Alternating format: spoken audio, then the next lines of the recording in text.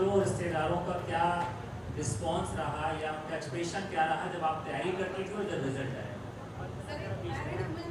अगर परिवार साथ न हो, पति का साथ न हो, फैमिली साथ न रहे, तो ये तो असंभव है कि आप कुछ कर सकेंगे। बच्चे भी मेरे सपोर्ट में थे।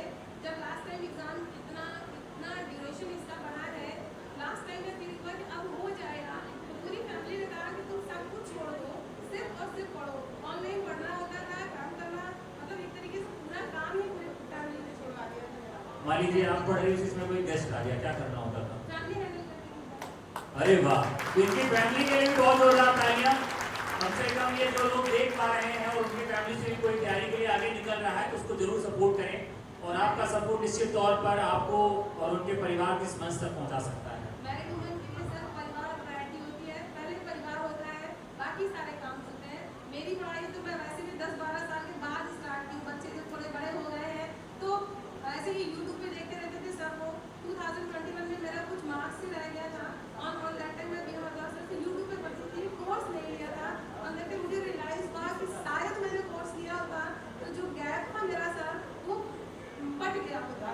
दैट्स व्हाई मैंने उसके बाद से सर का ऑनलाइन कोर्स परचेज किया और उसकी हेल्प से फिर पढ़ा। और बहुत बहुत धन्यवाद सर। बच्चा कितना बड़ा है आपका? बच्चा कितना बड़ा है आपका? मेरी बेटी सर इस समय 11th में पढ़ती है। सपोर्टिव नेचर है मेरा पूरा। समझिए 11th में पढ़ती है और उसी क्लास 10वीं तक के बच्चों को पढ़ाने के लिए मैम जा रही है और 11th में बच्ची पढ़ रही है। प्राइवेट कोच है, मतलब प्राइवेट स्कूल में डिग्री में पढ़ाती भी हूँ 11th के बच्चों को। दैट्स व्हाई समय कम मिलता था और यूट्यूब होने की वजह से सर जब भी समय मिले स्कूल से आते थे, घर के काम, घर हाउस होल्ड जितने भी वर्क होते मुझसे मिलता और बच्चों को कोचिंग में लेते थे। उसके बाद फिर सर का ये था कि ऑनलाइन होने की वजह से हम अपनी सुविधा अनुसार जब समय हो, भोर में, रात में, जब भी इच्छा हो, दोपहर में, लंच ब्रेक हुआ, अगर उस समय नहीं कोई काम है स्कूल में, तो मतलब ऑनलाइन का मेरे लिए सर बहुत बेनिफिट रहा। ऑनलाइन का एक रोग है रील फोबिया या अन्य गतिविधियों में जो ज्यादा समय अपना व्यतीत करते हैं, उससे कैसे बचती थी और लोग कैसे बचें, ये सबके लिए बहुत बड़ी चुनौती है। अगर ये हमारे लिए यानी हाउस वाइफ के लिए है तो there is no scope for the distraction. Already I have lots of work in family and बच्चों में ही इतना समय बीत जाता है।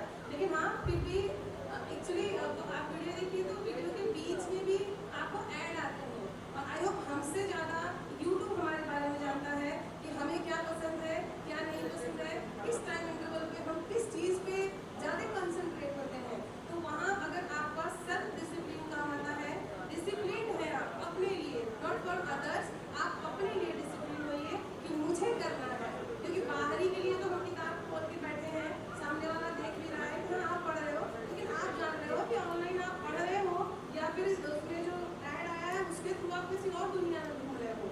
यहाँ डिसीजन सिर्फ और सिर्फ आपका होता है। बहुत बड़ा संदेश है, बहुत बहुत धन्यवाद आपका। और एक मिसाल के तौर पर हम इनका नाम लेंगे कि आपके साथ भी कोई आया है? हमारे हस्बैंड है सर। कहाँ है? अरे इस समय तो आपको यहाँ मंच पे साथ में होना चाहिए। क्या नाम है?